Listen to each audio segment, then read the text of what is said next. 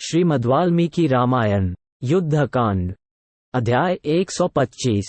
हनुमान जी का निषाद गुह तथा भरत जी को श्रीराम के आगमन की सूचना देना और प्रसन्न हुए भरत का उन्हें उपहार देने की घोषणा करना।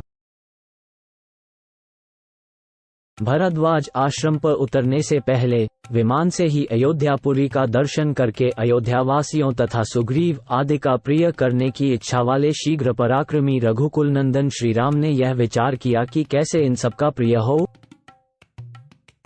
विचार करके तेजस्वी एवं बुद्धिमान श्रीराम ने वानरों पर दृष्टि डाली और वानर वीर हनुमान जी से कहा, कपिश्रेष्ठ, तुम शीघ्र ही अयोध्या में जाकर पता लो कि राजभवन में सब लोग सकुशल तो है न। श्रृंगवरपुर में पहुंचकर वनवासी निषाद गुह से भी मिलना और मेरी ओर से कुशल कहना। मुझे सकुशल, निरोग और चिंता रहित सुनकर निषाद गुह को बड़ी प्रसन्नता होगी, क्योंकि वह मेरा मित्र है, मेरे लिए आत्मा के समान है। निषाद गुह प्रसन्न होकर तुम्हें अयोध्या का मार्ग और भरत का समाचार बताएगा। भरत के पास जाकर तुम मेरी ओर से उनका कुशल पूछना और उन्हें सीता एवं लक्ष्मण सहित मेरे सफल मनोरथ होकर लौटने का समाचार बताना। बलवान रावण के द्वारा सीता जी के हरे जाने का, सुग्रीव से बातचीत होने का, रणभूमि में वाली के वध का, सीता जी की खोज का, तुमने जो महान जलराशि से भरे हुए अपार महासागर को लांघकर जिस तरह सीता का पता लगाया था उसका, फिर समुद्र तट पर मेरे जाने का, सागर के दर्शन देने का, उस पर पुल बनाने का, रावण के वध का, इंद्र, ब्रह्मा और वरुण से मिलने एवं वरदान पाने का और महादेव जी के प्रसाद से पिताजी के दर्शन होने का वृत्तांत उन्हें सुनाना। 8, 11। सौम्य, फिर भरत से ये भी निवेदन करना कि श्रीराम शत्रुओं को जीतकर परम उत्तम यश पाकर सफल मनोरथ हो राक्षस राज विभीषण, वानर राज सुग्रीव तथा अपने अन्य महाबली मित्रों के साथ आ रहे हैं और प्रयाग तक आ पहुँचे हैं। ये बात सुनकर भरत की जैसी मुख मुद्रा हो उस पर ध्यान रखना और समझना तथा भरत का मेरे प्रति जो कर्तव्य या बर्ताव हो उसको भी जानने का प्रयत्न करना।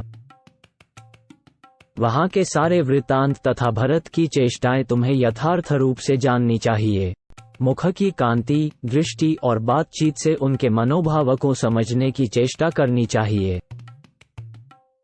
समस्त मनोवांछित भोगों से संपन्न तथा हाथी, घोड़े और रथों से भरपूर बाप दादों का राज्य सुलभ हो तो वह किसके मन को नहीं पलट देता। यदि कैकेयी की संगति अथवा चिरकाल तक राज्य वैभव का संसर्ग होने से श्री महाभरत स्वयं ही राज्य पाने की इच्छा रखते हों तो वे रघुकुल नंदन भरत बेखट के समस्त भूमंडल का राज्य करें, मुझे उस राज्य को नहीं लेना है। उस दशा में हम कहीं अन्यत्र रहकर तपस्वी जीवन व्यतीत करेंगे। वानरवीर, तुम भरत के विचार और निश्चय को जानकर जब तक हम लोग इस आश्रम से दूर न चले जाए तभी तक शीघ्र लौट आओ। श्री रघुनाथ जी के इस प्रकार आदेश देने पर पवन पुत्र हनुमान जी मनुष्य का रूप धारण करके तीव्र गति से अयोध्या की ओर चल दिए। जैसे गरुड़ किसी श्रेष्ठ सर्प को पकड़ने के लिए बड़े वेग से झपट्टा मारते हैं, उसी तरह पवन पुत्र हनुमान तीव्र वेग से उड़ चले। अपने पिता वायु के मार्ग अंतरिक्ष को, जो पक्षीराज गरुड़ का सुंदर ग्रह है, लांघकर गंगा और यमुना के वेगशाली संगम को पार करके श्रृंगवरपुर में पहुंचकर पराक्रमी हनुमान जी निषाद गुह से मिले और बड़े हर्ष के साथ सुंदर वाणी में बोले, तुम्हारे मित्र ककुत्स्थ कुलभूषण सत्य पराक्रमी श्रीराम सीता और लक्ष्मण के साथ आ रहे हैं और उन्होंने तुम्हें अपना कुशल समाचार कहलाया है। वे प्रयाग में हैं और भरद्वाज मुनि के कहने से उन्हीं के आश्रम में आज पंचमी की रात बिताकर कल उनकी आज्ञा ले वहां से चलेंगे। तुम्हें यहीं श्री रघुनाथ जी का दर्शन होगा। गुह से यूं कहकर महातेजस्वी और वेगशाली हनुमान जी बिना कोई सोच विचार किए बड़े वेग से आगे को उड़ चले। उस समय उनके सारे अंगों में हर्ष जनित रोमांच हो आया था। मार्ग में उन्हें परशुराम तीरथ, वालुकिनी नदी, वउथी, गोमती और भयानक सालवन के दर्शन हुए। कई सहस्र प्रजाओं तथा समृद्धिशाली जनपदों को देखते हुए कपिश्रेष्ठ हनुमान जी तीव्र गति से दूरत्क का रास्ता लांघ गए और नंदीग्राम के समीपवर्ती खिले हुए वृक्षों के पास जा पहुंचे। वे वृक्ष देवराज इंद्र के नंदनवन और कुबेर के चैत्ररथ वन के वृक्षों के समान सुशोभित होते थे। उनके आसपास बहुत सी स्त्रियां अपने उन पुत्रों और पौत्रों के साथ, जो वस्त्राभूषणों से भलीभांति अलंकृत थे, विचरती और उनके पुष्पों का चयन करती थी। अयोध्या से 1 कोस की दूरी पर उन्होंने आश्रमवासी भरत को देखा, जो चीर वस्त्र और काला मृग चर्म धारण किए दुखी एवं दुर्बल दिखाई देते थे। उनके सिर पर जटा बड़ी हुई थी, शरीर पर मैल जम गई थी। भाई के वनवास के दुख ने उन्हें बहुत ही कृश कर दिया था। फल मूल ही उनका भोजन था। वे इंद्रियों का दमन करके तपस्या में लगे हुए थे और धर्म का आचरण करते थे। सिर पर जटा का भार बहुत ही ऊंचा दिखाई देता था। वल्कल और मृगचर्म से उनका शरीर ढका था। वे बड़े नियम से रहते थे। उनका अंतःकरण शुद्ध था और वे ब्रह्मर्षि के समान तेजस्वी जान पड़ते थे। रघुनाथ जी की दोनों चरण पादुकाओं को आगे रखकर वे पृथ्वी का शासन करते थे। 29-32 भरत जी चारों वर्णों की प्रजाओं को सब प्रकार के भय से सुरक्षित रखते थे।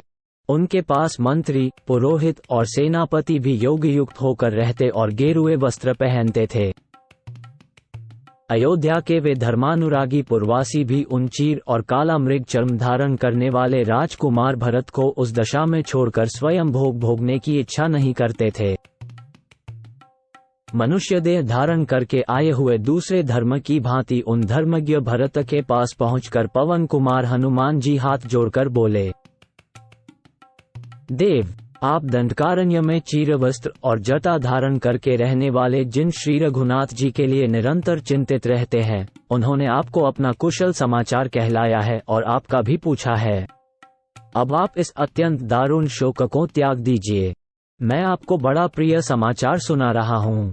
आप शीघ्र ही अपने भाई श्री राम से मिलेंगे। भगवान श्री राम रावण को मारकर मिथिलेश कुमारी को वापस ले सफल मनोरथ हो अपने महाबली मित्रों के साथ आ रहे हैं। उनके साथ महातेजस्वी लक्ष्मण और यशस्विनी विदेहराज कुमारी सीता भी हैं।